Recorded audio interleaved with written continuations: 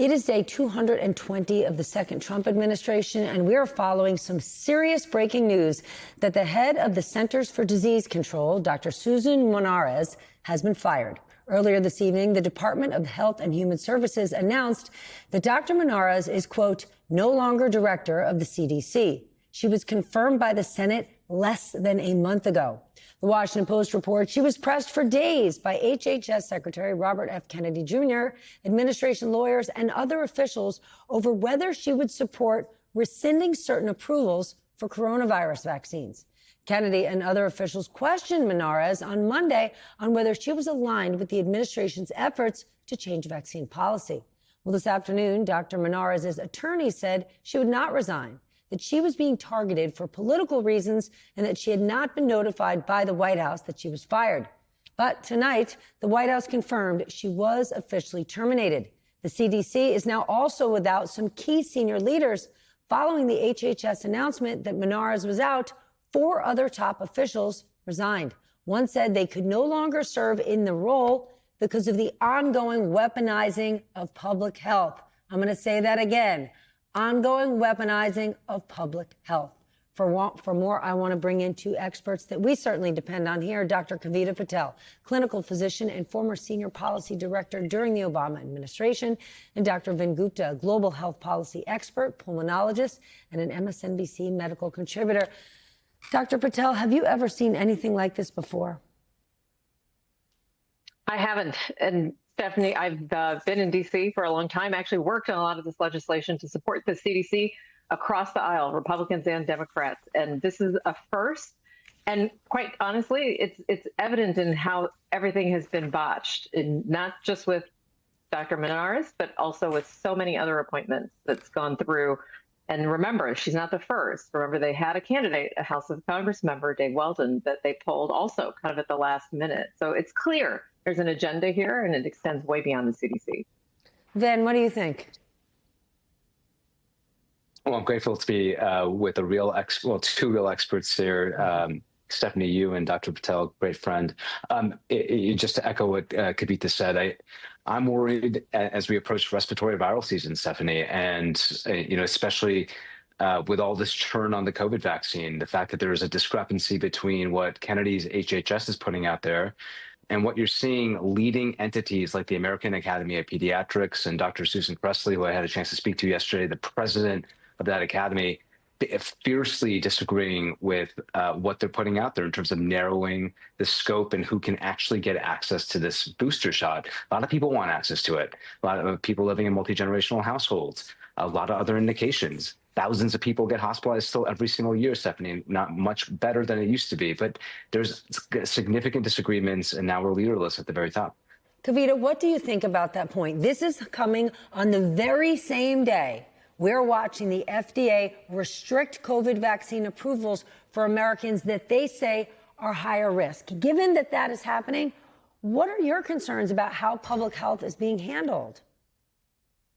Yeah, first of all, it's a state of confusion, not just amongst the American public, but amongst American health professionals. We've got pharmacists. Literally, I've recommended patients getting vaccines, not just COVID, but other vaccines, to kind of talk with their pharmacists, because that's where so many people are getting shots. And pharmacists are saying, we don't exactly know what's happening. That's not a good answer in 2025 when we have learned so much from not just COVID, but as Vin pointed out, respiratory virus season. By the way, we're in the thick of it. We're seeing cases going up. We're seeing these visits in urgent care. So to have that in the light of not understanding what public health is doing, and Stephanie, I worry, we're talking a lot about COVID for a very good reason right now and what the FDA did. But this is not going to end with the COVID vaccine. It's just beginning, and it's going to extend to anybody who brings forward any vaccines, even the existing ones.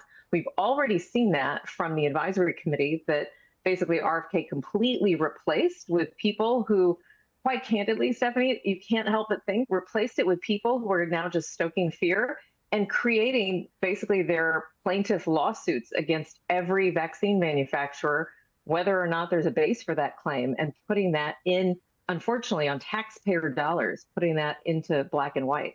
Then, Vin, what do you think our government scientists are facing on the job dealing with this administration? I mean, in her statement through her lawyers, Monarez warns that, she said, our evidence-based systems are being undermined from within.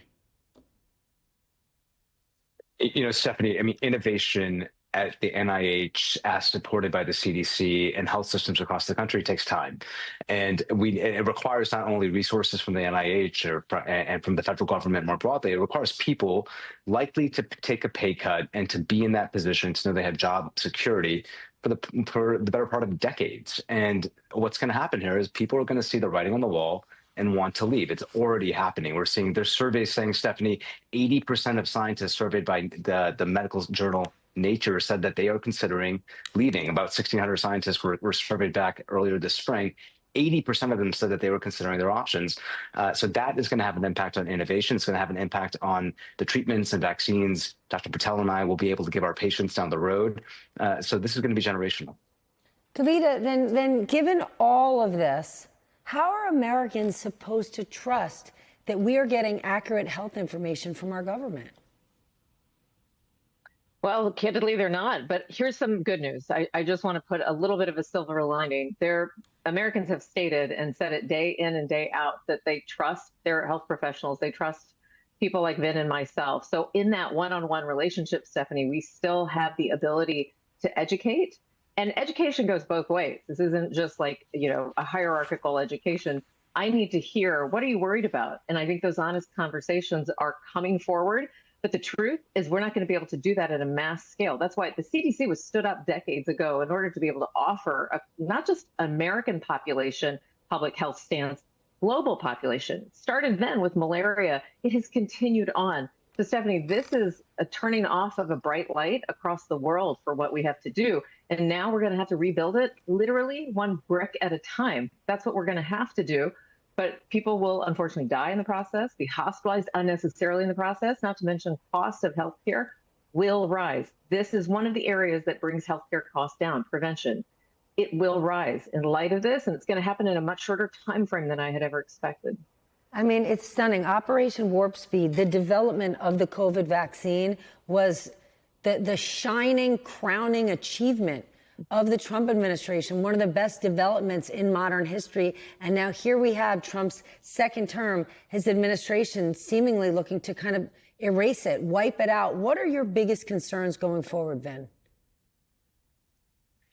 Kavita touched on this, Stephanie. I thought, just to make it clear for all your viewers and just for the public more broadly, when the FDA narrows an indication, say for the COVID vaccine, who knows what they do down the road under this regime, that directly impacts what your retail pharmacist and this pharmacy down the street from you can and cannot do. We got used to getting our vaccines from our pharmacists, right down the street.